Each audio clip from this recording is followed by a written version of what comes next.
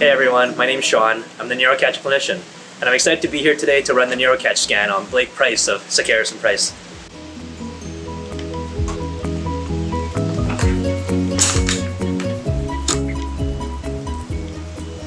So this is the NeuroCatch device. This is what Blake's going to be wearing while we assess the health and function of his brain. So what NeuroCatch allows us to do is it allows us to measure the attentional and cognitive processing of our clients. And so what they do is they wear this cap on their head, plug in headphones, and they listen to a 6-minute audio recording. And that recording will allow us to elicit certain responses in his brain. And by doing so, we're now able to set a baseline today and to see how he improves his brain function and performance over time.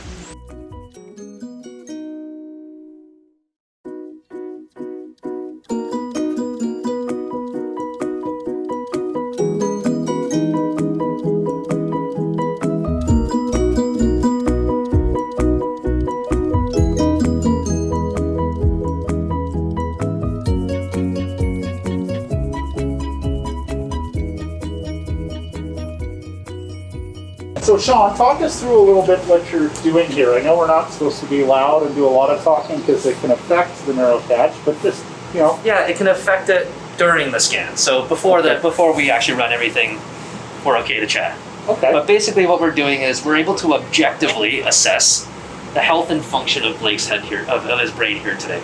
Okay. So what's going to happen is he's going to listen to a 6-minute audio recording.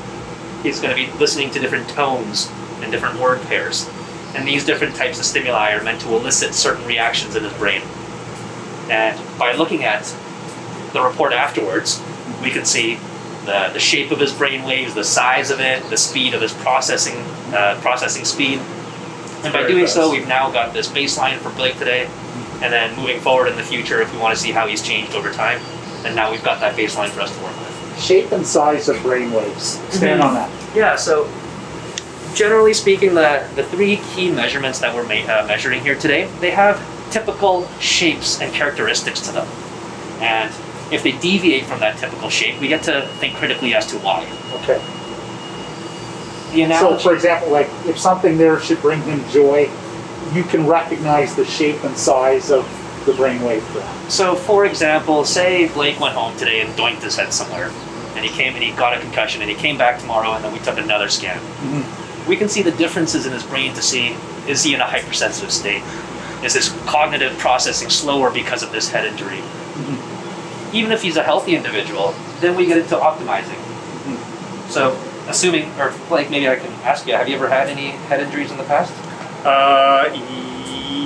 Yeah, I've had. Probably. Yeah, no, I have. They've never really truly been diagnosed as concussions, but yes, Gotcha. I have.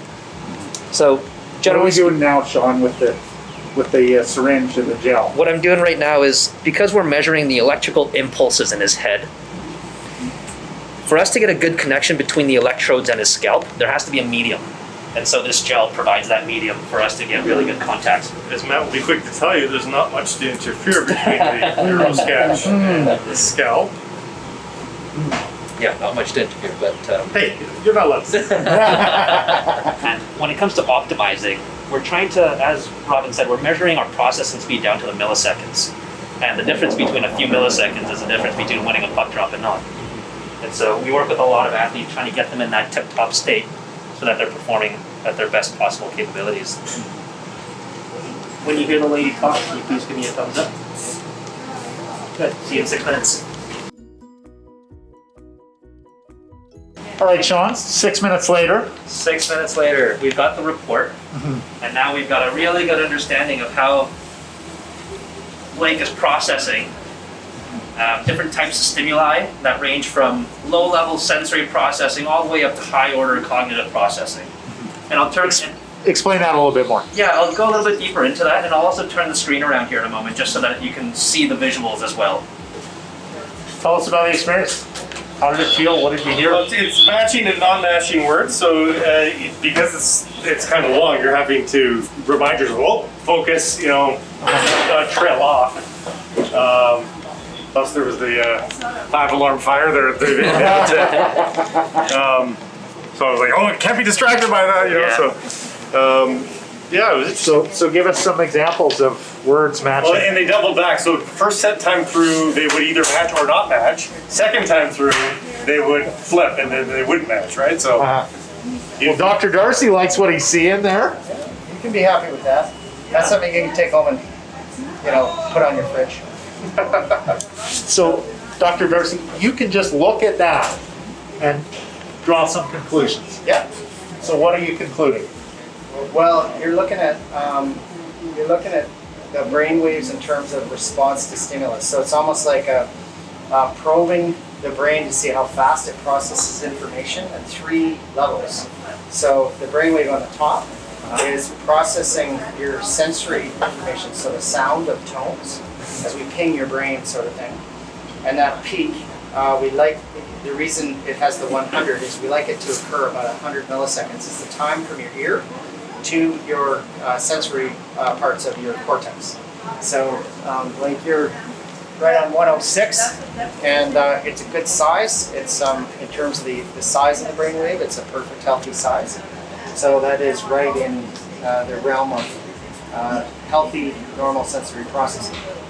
Like almost genius here? Now, We're not on the genius wave yet. That just tells me you were paying attention and it was getting into your brain. Okay.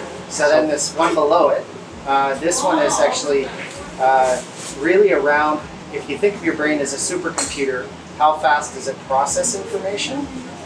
So this is your 100-meter sprint for how quickly you can process information. We like to see this around 300 milliseconds.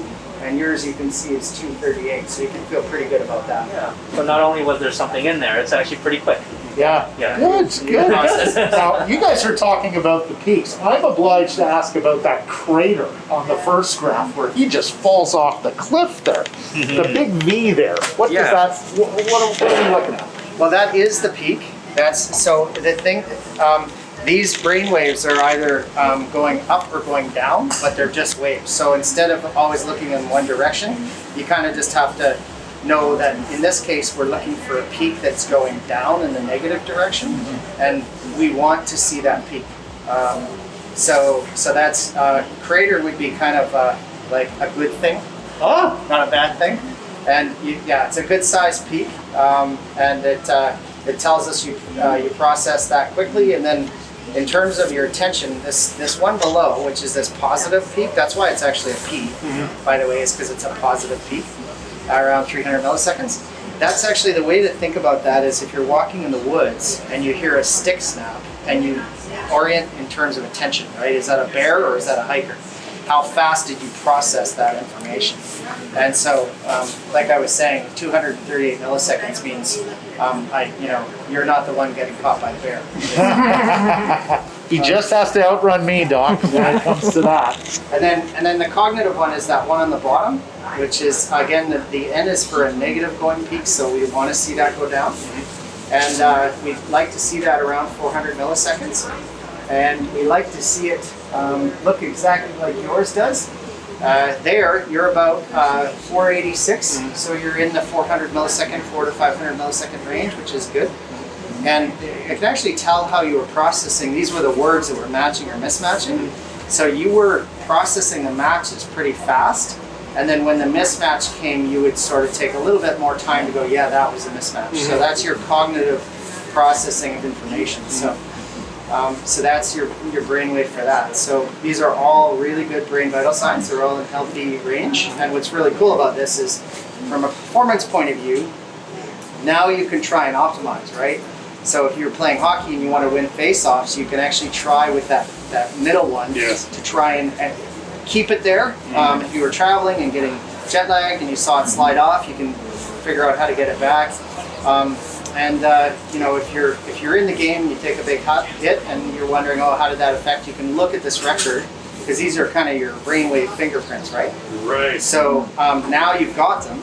So you can optimize them, and if you took a hit and you're worried, did I get a concussion? You can take a look at this and say, okay, good, I'm still good in terms of how fast I'm thinking. Would this qualify as the quote-unquote baseline test that we always hear people say? Like, you're going for baseline testing at the beginning of the year. Does this qualify as a baseline test? Yes, but I would think about it a little bit more like, you don't get a baseline for your blood pressure, but you do, right?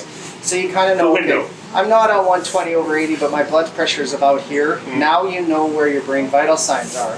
So you can understand from a baseline perspective what if it's changing in a good way or a bad way, sort of thing. So Sean, you have the information now, right? Yeah. It's in your hands. What do you do with it? So now, I mean, obviously I don't know Blake personally, and there's a lot of things that we can do to help perform better. And we can begin with the simple things like lifestyle choices. Because the analogy is that it's like taking a blood pressure but for your brain, similarly a lot of those things that helps your blood pressure also helps your brain.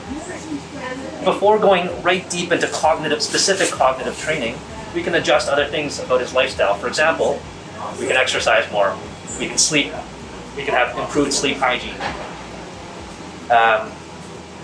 eat better, and as well as changing your day-to-day activities to help your cognitive processing. So for example, journaling every day, reading the newspaper in the morning, those little things in your day-to-day that can help your cognitive processing. And that's all just with the lifestyle factors. If we really want to go deep into cognitive remediation, so cognitive training, then we can work on different types of attention and different types of cognitive processing in different areas. So it's not, the term cognitive processing is a bit of an umbrella term, but there's definitely different areas within it that we can work on as a treatment modality. But first of all, I would start more with the lifestyle factors before digging right into the, jumping into the deep end, so to speak. Yeah. That's Sekeres and Price. We just finished with Robin and Dr. Darcy at Surrey Neuroplasticity Clinic out here at Northlands Golf Course playing around. And big learning for me, brain health is the new heart health. We do so many proactive things to keep our ticker healthy. We haven't yet crossed that threshold with our brains. That's the new frontier. That's the next frontier. Think faster. Optimize your brain. My big takeaway was that Dr. Darcy has so much going on in his head, it distracts him from playing golf. That was my big learning of the day. But we had fun, and then I had fun jumping into the NeuroCatch and having my first ever brain assessment. And it was fun. It was you don't want to screw it up because you're getting tested. It's not like you're trying to pass the test, but you also just don't. You want a true take of the test, and I think I did okay.